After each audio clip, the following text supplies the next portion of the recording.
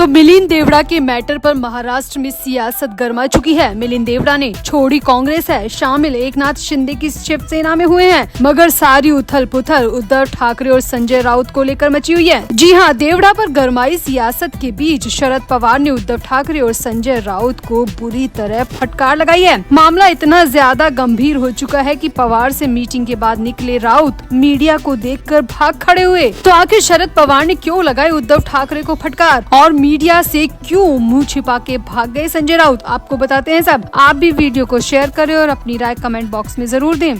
तो वैसे तो सभी राजनेता एक ही थाली के चट्टे बट्टे होते हैं, जहां फायदा दिखता है उधर ही फांद लगा देते हैं। अब पिछले 55 साल से कांग्रेस से जुड़े मिलिंद देवड़ा ने एक झटके में कांग्रेस को छोड़ दिया और एकनाथ शिंदे की शिवसेना का दामन थाम लिया। अब ये सब हुआ तो मुंबई की साउथ सीट को लेकर है और हो सकता है मिलिंद देवड़ा की नजर राज्यसभा सीट पर भी हो। अब मिलिंद देवड़ा ने इतना बड़ा कदम उठाया है तो उनके पास वैलिड रीजन रहा होगा। अब इस मामले में जहाँ उथल पुथल कांग्रेस में मचनी चाहिए, वहीं कांग्रेस ही तो न्याय यात्रा के नाम पर राहुल गांधी के साथ उड़ान भर चुके हैं। मगर उद्धव ठाकरे की पार्टी में मिलिंद मैटर पर घमासान मचा हुआ है। जी हां, खबर आ रही है कि शरद पवार ने उद्धव ठाकरे को भयंकर डांट लगाई है। खबर के मुताबिक मिलिंद देवड़ा के कांग्रेस छोड़ने के ऐलान के तुरंत बाद शरद पवार ने उद्धव ठाकरे और संजय राउत को अपने घर बुलाया और दोनों को ही कड़ी फटकार लगाई। दरअसल शरद पवार अच्छी तरह जानते हैं कि अगर इस वक्त कांग्रेस ने महाविकास अघाड़ी से रिश्ता तोड़ लिया तो एमवीए पूरी तरह बिखर जाएगी। इसीलिए शरद पवार ने उद्धव ठाकरे को खूब खरी खोटी सुनाई। मीडिया सूत्रों की माने तो शरद पवार ने कहा कि क्या बची हुई इज्जत भी नीलाम करना चाहते हो? वैसे ही तुम्हारे हाथ से सब कुछ जा चुका है। वो तो कांग्रेस और एनसीपी ऐसी हालत में भी तुम्हारा साथ दे रही है, गनीमत मानो, वरना तुम्हारी क्या दुर्गति होती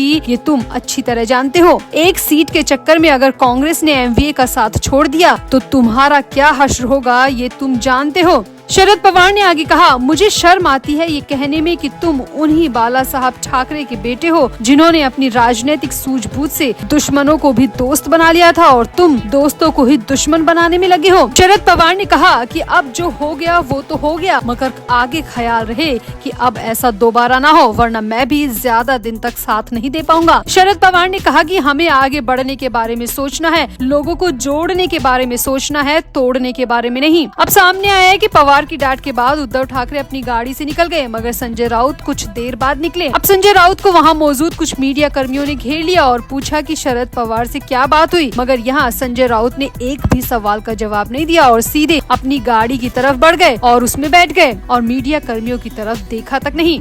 अब माना जा रहा है कि शरद पवार बेहद नाराज है। एक सीट के लिए मचे तमाशे से उद्धव ठाकरे को बड़ा नुकसान हो सकता है, क्योंकि कांग्रेस भी नाराज है और पवार भी। ऐसे में महाविकास अघाड़ी पूरी तरह बर्बादी की कगार पर है और अगर महाविकास अघाड़ी खत्म हो जाएगी तो उद्धव ठाकरे कहीं के नहीं रहेंगे। तो आपको क्या लगता है, उद्धव की एक सीट की जिद ने सारा गेम खराब कर दिया? क्या वाकई में महाविकास अघाड़ी का अंत होने का समय आ चुका है? आप भी अपनी राय कमेंट बॉक्स में जरूर दें और वीडियो को भी शेयर करें।